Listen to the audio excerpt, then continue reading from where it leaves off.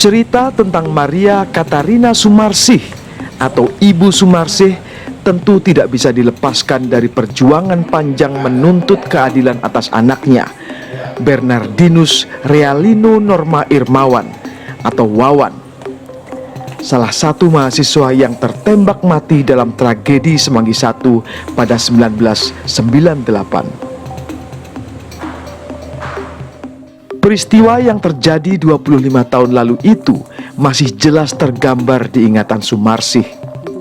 Bagaimana pertama kali ia menemui Wawan tergeletak tidak bernyawa di rumah sakit Jakarta dengan dada berlubang bekas tembakan peluru, hingga jenazah Wawan disemayamkan di rumah duka kawasan Meruya Selatan Jakarta Barat, lalu dimakamkan dalam balutan kesedihan mendalam.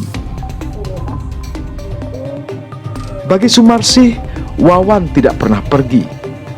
Ia hanya berpindah alam. Karenanya, setiap hari Sumarsih tidak pernah lupa menyapa Wawan melalui doa. Piring yang biasa digunakan Wawan pun selalu siap di atas meja makan. Sudut di mana Wawan biasa duduk. Kehadiran Wawan dalam dirinya juga yang membuat peraih berbagai penghargaan, termasuk Yaptian Him Award pada 2004 ini, tak lelah menuntut keadilan.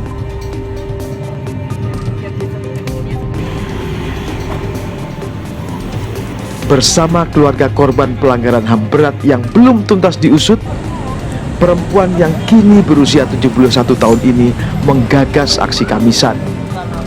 Demonstrasi yang digelar setiap Kamis di seberang Istana Merdeka. Tahun 2023, aksi yang dikenal sebagai aksi payung hitam itu telah dilakukannya selama 17 tahun. Kalau Wawan kan ditembak tanggal 13 November 98. Saya tahun 99 itu saya baru mulai mencari kebenaran, mencari keadilan bersama-sama dengan para pendamping korban dan juga para aktivis, para mahasiswa. Refleksi 25 tahun perjalanan perjuangan menegakkan kasusnya Mas Wawan ini seperti apa?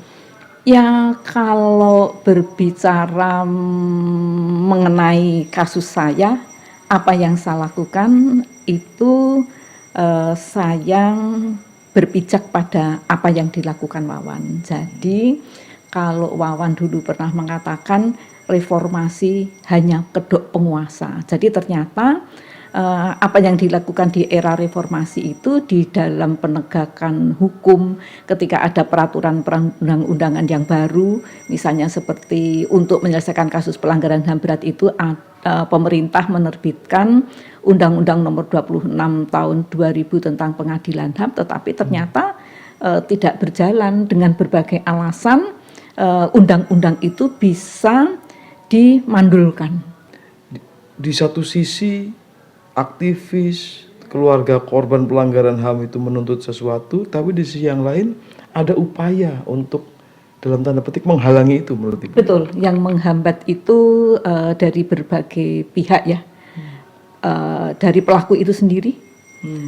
Karena kan kemudian Komnas HAM sudah melakukan penyelidikan, ada nama-nama yang kemudian tercantum di dalam berkas penyelidikan Komnas HAM. Di samping itu juga ketika Wawan mengatakan reformis gadungan ya, reformis gadungan, mereka mempunyai kepentingan untuk politik, untuk kepentingan pribadi mereka, sehingga mereka tidak mendukung penegakan supremasi hukum sebagaimana agenda reformasi yang ketiga yang diperjuangkan oleh Wawan dan kawan-kawannya, dan ternyata banyak yang belum berhasil, belum terlaksana dengan baik. Kamisan menjadi salah satu cara. Kalau menurut saya aksi Kamisan itu menjadi apa ya? Menjadi pendidikan politik, menjadi pendidikan untuk anak-anak muda. Ketika saya mengatakan bahwa aksi Kamisan itu merupakan pendidikan politik, ini pendidikan politik untuk para penguasa. Bagaimana kami membuat waktu dari jam 4 sampai jam 5 kami selalu berusaha ya kalau sudah jam 5 selesai. Jam 4, jadi kalau misalnya sudah jam 4, ya walaupun saya sendirian, saya selalu buka payung berdiri di pinggiran polis lain pembatas antara istana. Ya di seberang istana. Banyak anak-anak muda, karena mereka lahirnya itu setelah tahun 98, mereka tidak tahu tentang hak asasi manusia. Mereka tidak tahu tentang peristiwa Semanggi 1, Semanggi 2, Trisakti, kerusuhan 13-15 Mei 98, penculikan aktivis pro demokrasi, mereka tidak tahu. Di samping itu juga aksi Kamisan ini kan tidak hanya memperjuangkan penyelesaian pelanggaran HAM berat saja, tetapi juga untuk memperjuangkan semua permasalahan rakyat yang belum ditangani baik oleh pemerintah daerah maupun pemerintah pusat. Itu yang kemudian menginspirasi. Kalau menurut catatan saya ada 63 kota yang mengadakan aksi Kamisan, tetapi ada yang berlanjut, ada yang tidak. Masih ada orang yang tidak tahu aksi Kamisan. Mungkin karena ada sejarahnya, mereka belum lahir dan seterusnya ya Bu ya. Tapi juga masih ada orang-orang yang seharusnya bisa mengubah tuntutan dari aksi Kamisan tapi tidak melakukannya. Ibu sebagai salah satu tokoh aksi Kamisan yang terus berjuang nih, apa yang Ibu rasakan? Saya tidak pernah memaksa seseorang untuk datang di aksi Kamisan karena aksi Kamisan itu sifatnya sukarela.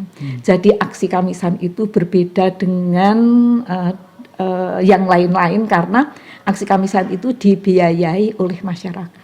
Pada saat kami rapat itu saya bilang, kita tidak punya uang. Jadi harus datang ke depan istana masing-masing dengan biaya sendiri-sendiri. Nah, terus kemudian saya juga mikir di depan istana itu kan sepi, yang ada polisi sama tentara, nanti malah diculik. Nah, sekarang bagaimana kita bisa berangkat bersama-sama? Bagaimana kalau kita berangkatnya berkumpul di Tugu Proklamasi, terus untuk transportasinya pulang pergi kita minta bantuan kontras oke.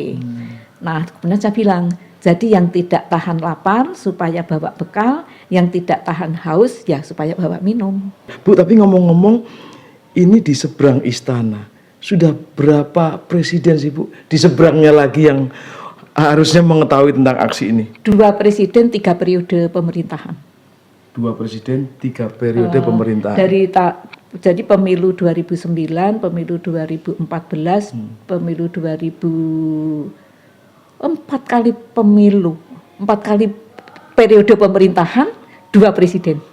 Nah, respon yang paling manis yang pernah diterima kawan-kawan aksi Kamisan dari presiden keberapa? Enggak ada, semuanya presiden dua-duanya, baik Pak SBY maupun Pak Jokowi bohong. Jadi Pak SBY dulu kan waktu kami diterima Pak SBY kalau tidak salah tanggal 26 Maret tahun 2018 untuk kasus Semanggi 1, beliau mengatakan kasus Trisakti, Semanggi 1 dan Semanggi 2 diselesaikan melalui pengadilan HAM ad hoc. Yang kesalahannya besar hukumannya berat, yang kesalahannya ringan hukumannya ringan, yang tidak bersalah tidak dihukum. Nah, Presiden Jokowi ini lebih sebelum menjadi presiden itu ada hitam di atas putih dalam visi, misi dan program aksi Jokowi JK yang dikenal dengan Nawacita. Itu di butir FF-nya bunyinya kami berkomitmen untuk menyelesaikan kasus-kasus pelanggaran HAM berat dan seterusnya. Kasusnya disebut ada Semanggi 1, Semanggi 2 Trisakti, kerusuhan 13-15 Mei 98, penghilangan paksa atau penculikan aktivis pro demokrasi, Talang Sari Lampung, Tanjung Priok, tragedi 65. Di butir GG-nya bunyinya kami berkomitmen untuk menghapus impunitas dalam sistem hukum nasional yang bla bla bla bla bla, termasuk merevisi undang-undang peradilan militer. Tapi kenyataannya apa? Di periode pertama, pertengahan periode pertama kalau tidak salah itu bulan Juli tahun 2016, Presiden Jokowi mengangkat Menhan Kampangap 98 Pak Wiranto yang namanya tertulis di dalam berkas penyelidikan Komnas HAM untuk peristiwa Semanggi I, Semanggi II, dan Trisakti yang bertanggung jawab dalam peristiwa penembakan mahasiswa diangkat menjadi Menko Polhukam. Nah, Menko Polhukam itu kan tugasnya diantaranya untuk penegakan hukum, untuk penyelesaian pelanggaran HAM berat, tetapi ditangani oleh seorang pelaku, seorang dalang pelaku pelanggaran HAM berat. Pada tahun 2022 itu Presiden Jokowi menerbitkan Kepres nomor 17 tahun 2022 tentang pembentukan tim penyelesaian non-yudisial pelanggaran HAM berat masa lalu. Kalau dulu janjinya sebelum menjadi presiden berkomitmen untuk menghapus impunitas, sekarang beliau menjadi pelindung pelanggar HAM berat karena di dalam daftar tim keanggotaan tim penyelesaian non-yudisial pelanggaran HAM berat masa lalu itu ada 2 orang dalang pelaku yang ada di dalam tim tersebut. Pak Jokowi, Pak SBY, ini Bu Sumarsi masih hafal detailnya. Nah, betul, saya hafal sekali. Ketika dibohongi semacam itu, yang bohongi nggak main-main ini. Betul, Presiden. Perasaan Ibu gimana? Saya ya kalau ditanya perasaan ya ketika saya mengatakan bahwa dalam cinta ada semangat dan harapan, cinta saya terhadap Wawan ketika Wawan meninggal dunia, dan saya menyadari bahwa ternyata duka cita saya itu bertransformasi pada cinta terhadap sesama dengan memperjuangkan berbagai kasus pelanggaran HAM berat. Jadi memang saya tidak hanya memperjuangkan peristiwa penembakan anak saya, tapi memang resikonya adalah kemudian saya ini disebut korban. Ya ada yang mengatakan di Wikileaks itu saya korban 65. Terus kalau misalnya peringatan Trisakti, saya ini orang tua korban Trisakti. Kalau misalnya kerusuhan Mei juga seperti itu, dan saya selalu mengatakan bahwa saya itu adalah ibunya Wawan, korban Semanggi I 13 November 98. Jadi kalau misalnya Pak Presiden SBY juga bohong, Presiden Jokowi juga bohong, saya selalu merasakan, mengalami sekecil apapun jalan yang saya akan lewati, sesempit apapun, segelap apapun, Tuhan selalu memberikan jalan yang bisa kami lakukan. Kalau memperhatikan sumpah jabatan, teks sumpah jabatan presiden, itu kan ada kata-kata akan akan melaksanakan undang-undang dasar negara, terus kemudian juga ada kata-kata akan melaksanakan peraturan perundang-undangan. Jadi kami bisa menuntut siapapun yang menjadi presiden untuk mempertanggungjawabkan pelanggaran HAM berat yang terjadi di negara kita. Hasil pemilu tahun 2024 siapapun yang menjadi presiden harus menepati janji sumpah jabatan presiden. Bu, berarti ini menjelang presiden ketiga, yang artinya yang akan menjadi presiden siapapun akan berhadapan dengan aksi Kamisan. Saya rasa begitu, karena kalau melihat perkembangan aksi Kamisan, pada saat awal yang datang di aksi Kamisan itu banyak korban, keluarga korban yang hadir di depan istana. Tetapi sekarang kalau kita melihat di depan istana, yang datang itu anak-anak muda.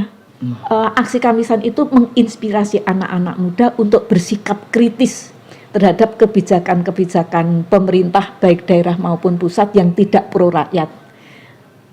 Saya percaya ketika saya sudah meninggal, anak-anak muda ini mempunyai kewajiban moral untuk tetap bersama rakyat yang ya tidak beruntung, secara kasarnya rakyat yang tertindas. Rencana IKN Ibu Kota Negara Indonesia yang akan pindah ke Kalimantan Timur itu saya sudah berpesan kepada mereka.